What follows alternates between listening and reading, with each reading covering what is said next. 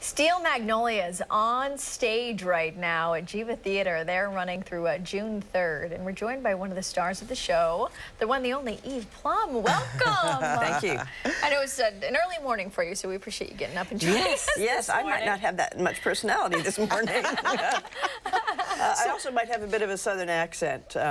Because we're, using those accents in the show. We had a dialect coach, and I sort of have a tendency to use it in my real life. So it's, I was going to say, you probably slip back and forth. You find yourself doing that. I want to stay in practice because it's very easy to slip out of it. Yeah. I even was noticing last night on stage. I wanted to make sure that I was staying in it, using that because it's easy to forget. It requires you to be really present, though, doesn't it? Ever present. Like I'm here, I'm acting on stage. Yes, yeah, it really does. It really does. Yeah. So who do you play in the show? I play Clary, which was for fans of the movie. That was the Olympia Dukakis role. Yes. Okay.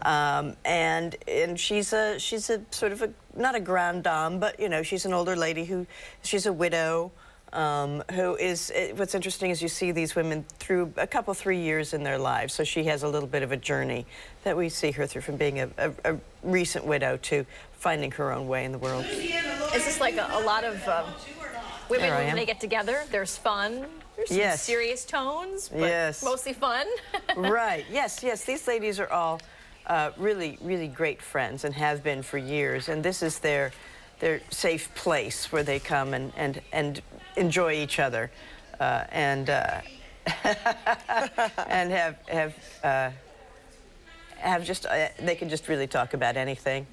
And they do. I mean, that's the great thing about this movie is I think any woman who has friends can relate to this. Right. No matter what her background is, she can relate to, to the camaraderie, to the support of other women. Right? Absolutely, yeah. It's also a period piece now. At the time, it was current. It was current with what it was with the things, the way that people talked and the things that people did.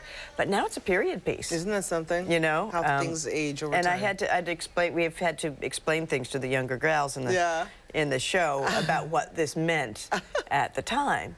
Give me an example. Well, there's a thing about, she talks about a woman who has tattoos. All of her tattoos are spelled correctly. It's the nicest thing I could say about her is that all of her tattoos were spelled correctly. And I had to tell the girls that was a double joke. Number one, that a woman would have tattoos. Nobody in '85 really had tattoos unless you were a motorcycle gang member. Or some really punk rocker, tough. It wasn't as prevalent. So then that they're spelled correctly is also funny, of course. But things like that, it's funny. Having lived through the time, you forget how much has changed. Yeah. Okay. I love that. And so a lot of attention paid to the set, a lot of attention paid to the detail that people have come to love in the movie. Definitely. And they're really doing hair. Yeah. Those two ladies are really doing hair. Are they really? Yeah. It's wigs that they're working on. Yeah. But it looks just like hair, and they have had to really work with the timing and everything to get all of the hairdos done by the time the dialogue and the blocking and all of that. Wow. And we had a very short rehearsal period too, so they're doing a great job. So they're doing I wondered about that. I saw her. She was like rolling everything correctly. She had the hair, I'm the no rollers expert, in the but sink. she seems to know what she's doing. Yeah, they did. We had a salon consultant. We had a dialect coach. We have what's known as a dramaturg, which is a woman who researches all of the stuff about it. So she told us about the armadillo cake and about just the things that happen in the play and to give you a sense of where it takes place and what those things mean.